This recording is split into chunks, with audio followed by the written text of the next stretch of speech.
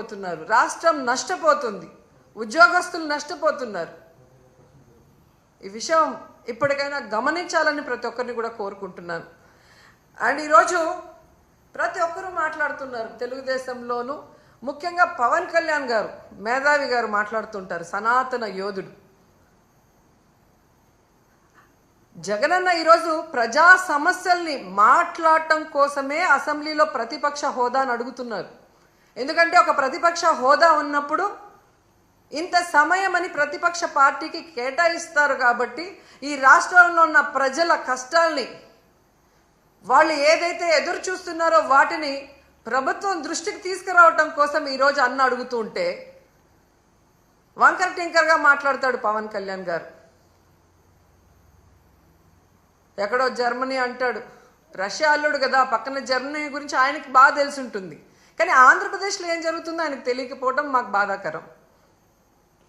నేను highest seats గెలుచుకున్నాను కాబట్టి అసలు ప్రతిపక్ష హోదా నాకుండాలి అన్నాడు. సంతోషం, నువ్వు ప్రతిపక్ష నాయకుడిగా ఉండి చంద్రబాబు నాయుడు చేసే తప్పుల్ని నిలదీస్తాను, ప్రజల పక్షాన ఉండి పోరాటం చేస్తాను అంటే వెంటనే మీ డిప్యూటీ సీఎం పోస్టుకి రాజీనామా చేసి ప్రతిపక్ష హోదా తీసుకొని ఎదురుగా కూర్చొని ఆయన చేసే తప్పుల్ని ఎత్తి చూపించండి. ఆ పని మీరు చేయలేరు కదా. చంద్రబాబు నాయుడికి కష్టం అంటే డైవర్షన్ పాలిటిక్స్ చేస్తారు, చంద్రబాబు నాయుడు గారికి కష్టం అంటే రోడ్డు మీద పడుకుంటారు.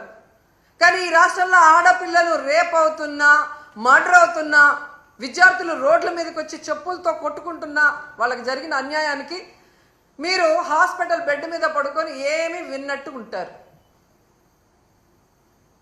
ఎన్నికల ముందు మీ స్పీచ్లో ఆవేశంగా మీరు చెప్తుంటే నిజమని నమ్మిన వాళ్ళు ఈరోజు వాళ్ళ చెప్పులతో వాళ్ళు కొట్టుకుంటుంటే అయినా మీకు అర్థమవుతుందంటే అది కూడా అర్థం కాకుండా మళ్ళీ జగనన్నను బ్లేమ్ చేస్తున్నారు. మీకు నిద్రపోయినా, మెలుకున్నా, అసెంబ్లీకి వచ్చినా, బయటికి వెళ్ళినా ఎప్పుడు జగన్ జగన్ జగన్ జగన్ని ఎలా తిట్టాలి, జగన్ మీద ఎలా దుమ్మెత్తిపోయాలన్న ఆలోచన తప్ప మరొకటి లేదా? 9 నెలలైంది మీరు అధికారంలోకి వచ్చి, మెజారిటీ సీట్లు మీకున్నాయని గొప్పగా చెప్పుకుంటున్నప్పుడు 11 సీట్లను ఎక్కిరించే మీరు 11 సీట్లున్న జగనన్నకి ప్రతిపక్ష హోదా ఇవ్వడానికి ఎందుకు భయపడుతున్నారు? ఒకవేళ మీరు గవర్నర్ స్పీచ్లో చెప్పినట్టు గత ప్రభుత్వంలో జగన్ గారే తప్పులు చేయడం వల్ల నష్టపోయి ఉంటే ఆయన ప్రతిపక్ష హోదా ఇస్తే అసెంబ్లీకి వస్తారు కదా, అప్పుడు నిలదీయండి, ప్రూఫ్లు చూపించండి.